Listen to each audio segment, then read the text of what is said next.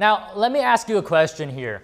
Do you prefer electric cars or gas-powered cars? Well, if you do prefer gas-powered cars, it seems like you're not alone. In fact, far from it, because apparently EV demand is waning. I spoke to expert and founder of Car Coach Reports. Let's hear what she told me. Lauren, thank you very much for your time today. Let's start with Tesla. We just had its earnings report yesterday. How are we looking here?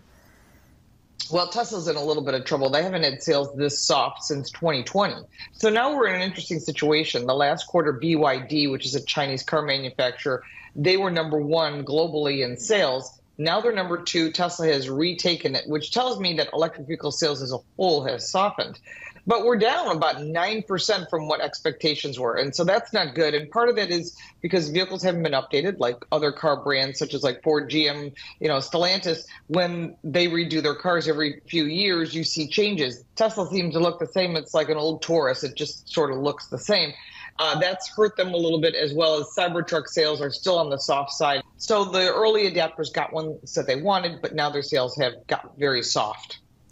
So these weak sales, do you believe this is an outlier, or perhaps it is in fact a part of a bigger trend? What do you think? Well, Tesla's still #1 and leading the pack when it comes to electric vehicles. So a lot of people look at him as a tech company. They don't look at him as a car company. There are still a lot of enthusiasts that love his product and what he offers. But overall, electric vehicle sales are very soft. The problem is that customers are starting to wake up to the fact that they need to get a charging station at their home. It's not charging quick enough.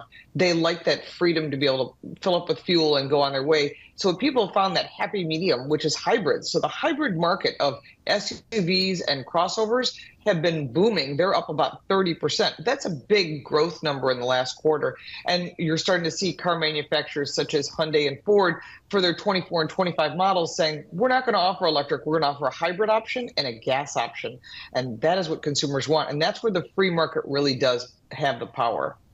Do you think this weaker demand, do you think this is going to get worse, or are we going to turn back up?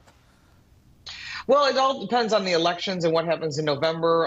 If the current administration returns to power, they're going to put the foot down on the gas pedal, or the electric gas pedal, and mandate electric cars, making the ownership of gasoline-powered cars more expensive, more difficult, forcing you to make a change. A lot of people will keep their vehicles and cause used car prices to increase.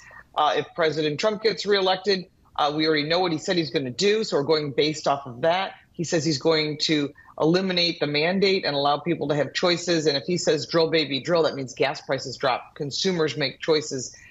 And maybe just one more question, and I don't really know what to think about this. Maybe you can tell me, are electric vehicles better for the environment than gas vehicles? Some people say that the production process that goes into electric vehicles is not that good. Tell us, what is it? Well, it's funny. I just literally pulled up some interesting information. The electric vehicle battery, what's involved in it, there's 12 tons of rock for lithium. That's how much drilling they have to do. That's a lot of use of gasoline-powered vehicles in order to do that. They're not using electric-powered diggers to do this. 5 tons of cobalt materials, 3 tons of mineral for nickel, 12 tons for copper and ore. And then when you look at the 250 tons of soil that's needed to obtain lithium, nickel, manganese, cobalt, aluminum, and all the plastics and steel, it is not better for the environment.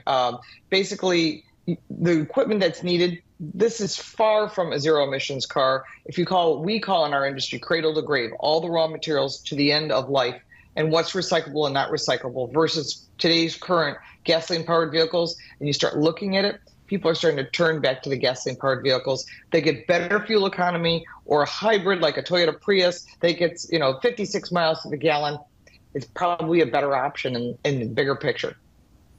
Well, maybe it is good for the U.S. in terms of environment, because these parts are not actually made in the country. But thank you very much today, Lauren, for your insight. Pleasure having you on. Thank you.